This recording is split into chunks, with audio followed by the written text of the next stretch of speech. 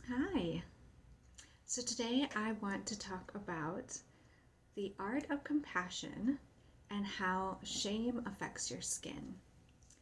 I actually had a totally different topic picked out for today. However, I had a client come in last night, and this happened about a week ago too. And I decided this is something that really needs to be talked about.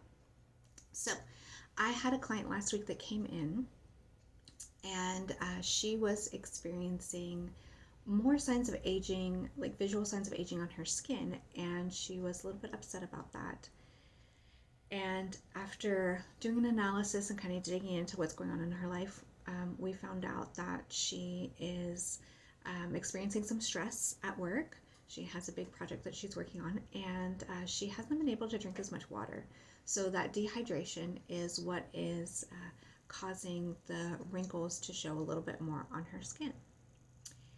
And so she experienced a little bit of shame around not drinking enough water. So her behaviors and the way that she said it, she said, I haven't been drinking my water as well, showed me that she has shame around it. She thinks that she's a little bit shameful that she hasn't been doing that. And then last night I had one of my clients come in that comes to me for treatment for acne, and she was having a flare up. And she was a little bit upset about that. And she also had a lot of shame around, um, she has been feeling a little bit low lately and hasn't been doing her typical skincare routine quite as well. And after digging, we found that she was in her cycle about a week away from her period, which is the typical time that you experience breakouts for hormonal cycle breakouts. And that also can cause a lot of feelings of lowness. So, in both of these cases, there were very good reasons for what was going on in their skin, and it had nothing to do with them as a person, right? So, that's what I want to talk about shame and how shame actually changes your behaviors. So, when we have shame,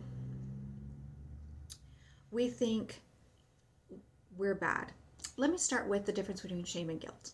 So, guilt is the feeling I have done something wrong, I have done something bad. So, take for example, like disciplining your children. You can discipline them, and then, a few hours later, think, I probably went a little bit too far on that. And so, you will feel, I shouldn't have done that.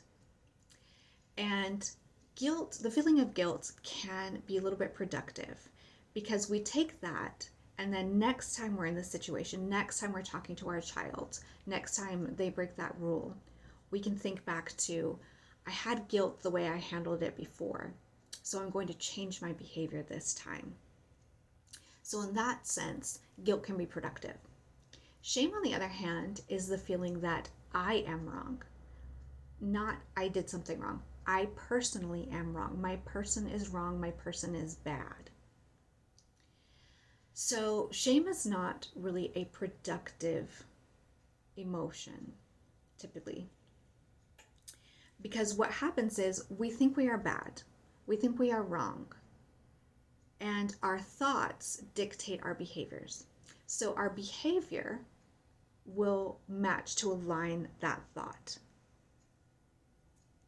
I think my skin is bad. I think my skin is wrong. The bottom line of that, my skin is not worthy. It's not good enough. I'm not good enough. I'm not worthy. So our behaviors will align with that. We'll have mental blocks to doing our regular routine. It's going to be very difficult at the end of the day to wash off your makeup because you're tired and your mind thinks, my skin's not worthy of this anyway. It's going to be an immense chore to do it. It's going to be an immense chore to schedule an appointment to find out what's going on with your skin.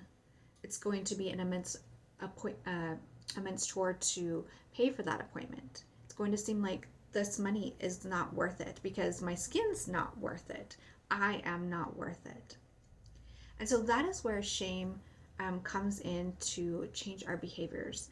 It puts those mental blocks in the way of us making different behavior choices because they're not in alignment with what our mind thinks.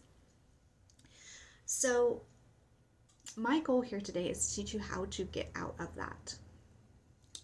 And that path is compassion. So compassion is the hydrogen bomb for shame. It blows it up.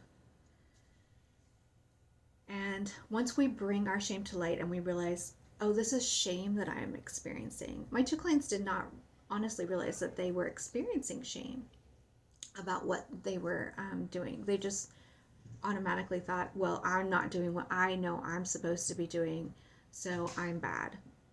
But they didn't really relate that to, I'm having shame about my person.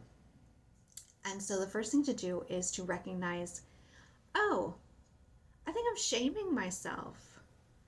Let's get curious and figure out what that's about. So once we dug in, I'll start with the client who was experiencing the visual signs of aging.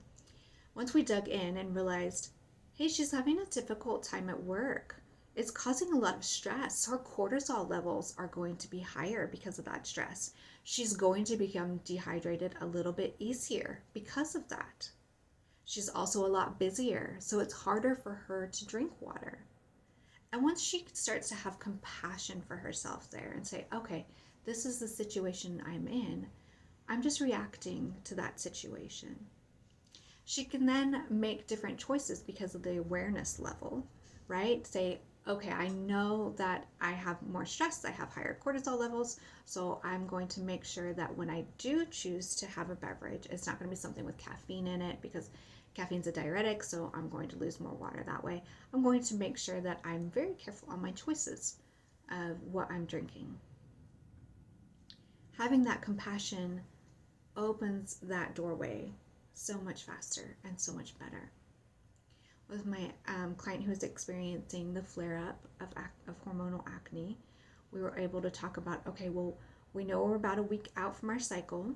She had downloaded one of those amazing apps that keeps track of your cycle, and so she can go in and put a notification on her phone that pops up that says, hey, you're about a week out from your period starting, and she can know in her head, okay, this is the time that I'm going to start feeling a little bit lower.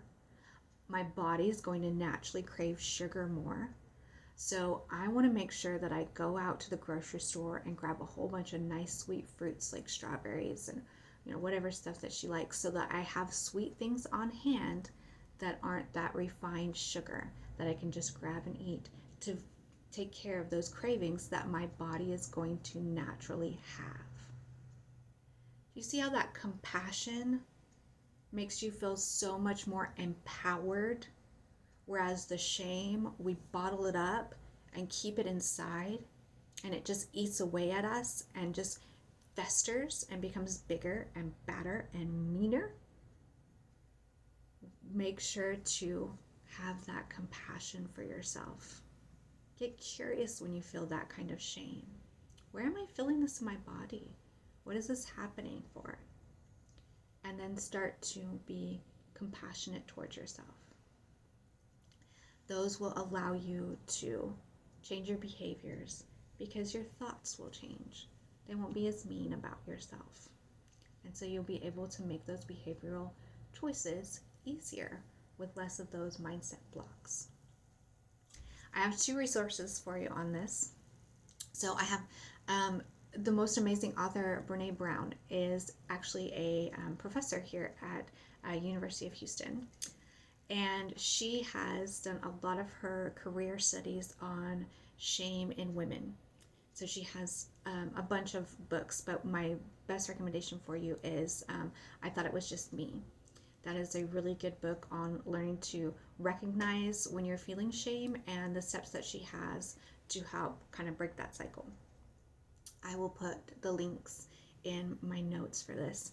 And then my second resource is one of my own. I have a workbook that's reconnecting to your self-worth.